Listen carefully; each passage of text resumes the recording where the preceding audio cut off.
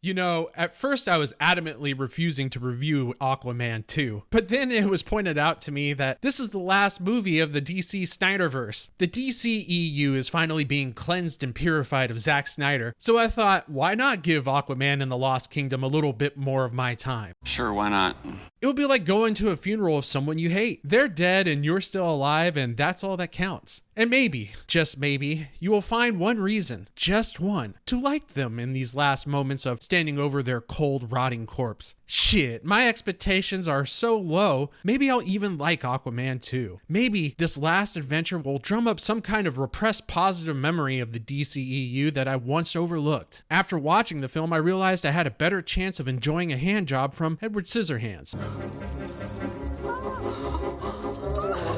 To be honest with you, I completely forgot this movie was even coming out, and 5 minutes after my review is over, I'm most likely going to forget it again. With a budget of $205 million, Aquaman looks like it cost more like $1.250 and was written by someone who charged 25 cents per word. It's been 5 years since I've seen Aquaman for the first and only time. That movie was largely forgettable as well. Something about a war between the land and the sea, brothers hate each other, and there's a power struggle between them. Big fucking shocker there. Aquaman becomes king of Atlantis and stole his brother's woman before putting him into prison. Yeah, that sounds good. I typed that shit out with my eyes closed. These superhero plots are so easy they write themselves. Smartly, director James Wan brings us up to speed with some of the worst voiceover narration ever written. Okay, I'll admit that it's not Blade Runner Harrison Ford narration levels bad, but I'd be damned if they weren't trying. You see, your opening scene to a movie is everything. It's your introduction to your audience. It's James Bond's charisma. It's Indiana Jones running from booby traps. It's the dark, chaotic energy of the car ride in Goodfellas. It's the Godfather demanding respect from his friend Bonacera after the institutions of America have failed him and he seeks revenge. You get the picture. Your opening scene establishes everything. Theme,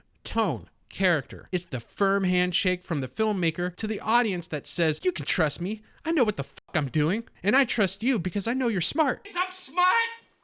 Not like everybody says. Like dumb, I'm smart and I want respect. But instead of a firm handshake, Aquaman 2's opening scene is one of those weird, wet, limp handshakes that only serial killers give. And the opening narration and dialogue is somewhere between a 4-year-old summary of Aquaman and a lobotomy. Here it is, the opening line. They say everybody is good at something. Me? I talk to fish. That's how I met my friend Storm. This is said as he's riding a giant seahorse. Not sure if it was Momoa who wrote this opening scene, but let's just say if this was the I like turtles kid, I wouldn't be shocked. What do you think? I like turtles.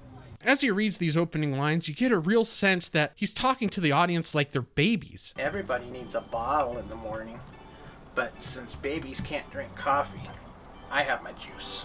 Come to find out, James Wan and the crew don't mean to treat the audience like babies because Aquaman is really talking to his baby, Arthur Jr. Only he is really talking to the audience like they're babies because no more than 2 lines later, he introduces us to his son, Arthur Jr. Of course, there is always the lobotomy route, in which case that would make sense that Aquaman is introducing his son to his son. Anyways, the narration does its job in letting us skip having to rewatch the first Aquaman, so we can be a little thankful for that. But there's nothing new under the rough seas of Aquaman. If there's such thing as a turn off your brain type of movie, this movie is a total system failure. Aquaman himself, now king of Atlantis, can't convince the council to reveal their existence to those who live on the surface. At one point, he crosses his arms across his chest and said, "Wakanda forever," which was weird.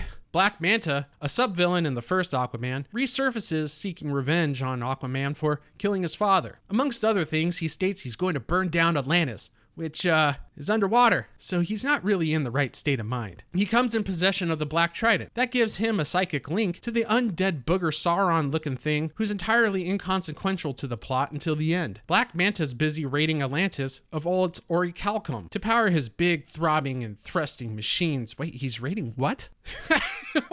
Okay. The use of orichalcum is killing the planet with climate change and global warming. Everything is on fire now because of orichalcum. Kane is Orichalcum coming on everything and Orichalcum coming on everyone in the ocean and spreading diseases that kill the fish like they have aquatic AIDS. Feeling of coming in the gym, I'm getting the feeling of coming at home, I'm getting the feeling of coming backstage when I pump up. And for all of you rolling your eyes at the climate change plot, it is a pathetic attempt to shoehorn in the subject as a major point, but the filmmakers immediately treat it as an afterthought. Never once does it get preachy about it, demanding you change your lifestyle choices. They just want Kane to stop Orichalcum coming in the fucking ocean. Also, as the movie progresses, you'll be forgetting each previous scene. Before you can really latch onto any cohesive concept, the team at Aquaman 2 has your memory wiped to the point where you think you're a Martian spy. You blew my cover! With Kane's Orichalcum polluting the world, it's somehow hard to track him down. There isn't like a Cumdar or something. Aquaman wasn't prepared for this, but you know who is? His brother, of course. This sticky situation forces Aquaman to break his half-brother Orm out of jail. And when I say forces, I mean, you can tell Wan and Momoa were like,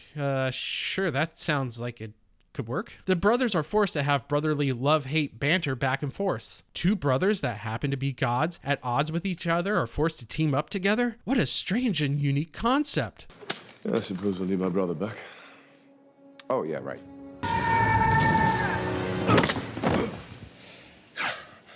I have been falling for 30 minutes! As they gallivant around the world looking for Kane and his Orichalcum, you can't help but feel like you're watching two bickering brothers trying to have fun at Six Flags, going into different movie theme rides, slapboxing each other during every small twist and turn. And while yes, the CGI fest going on in the underwater scenes are really trying to make the quantum realm and Ant-Man and the Wasp Quantumania look good, I do have to give Wan and his location scouts some credit. They actually shot some of the movie on location and picked some compelling spots as backdrops. Basically, not everything in this movie looks like a wet fart. Hey, speaking of wet fart, Amber Heard is in this movie, but she done shit the bed when she actually shit the bed. So Warner Brothers clearly had her scenes drastically cut down. Human being had actually dropped a grumpy. What's interesting is she is in the movie with quite more screen time than the trailers would allow you to believe. There are scenes where you feel like Amber Heard's character played a pivotal role or was the focus, but she's just not there. The rule of thumb in post-production was obviously, if Heard was seen, she was not heard. And if she was heard, she was not seen, but it was still heard. I'm sorry, Miss Heard, but Johnny Depp no longer lives at this address. Aquaman and the Lost Kingdom is rife with tonal imbalance, cliche dialogue, two-dimensional characters, overused plots, and nothing seems to be at stake or in jeopardy. Its story took 4 people to write, and that's exactly what it felt like. The movie itself lacks an identity of its own. And wetness is the essence of beauty. Who am I?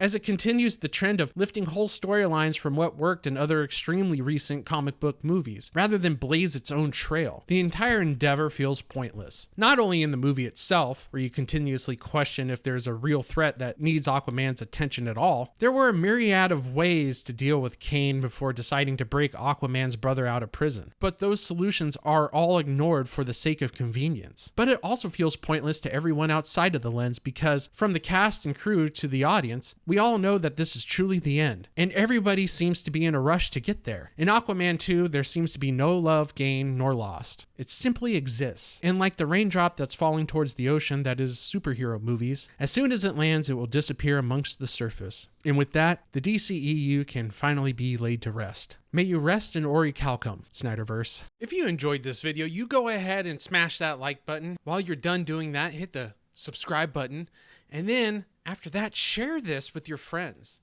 family, people you hate. Maybe you don't like my content and just want to waste somebody's time. Do it. Share it. Thank you. It is much appreciated. I'm out of here.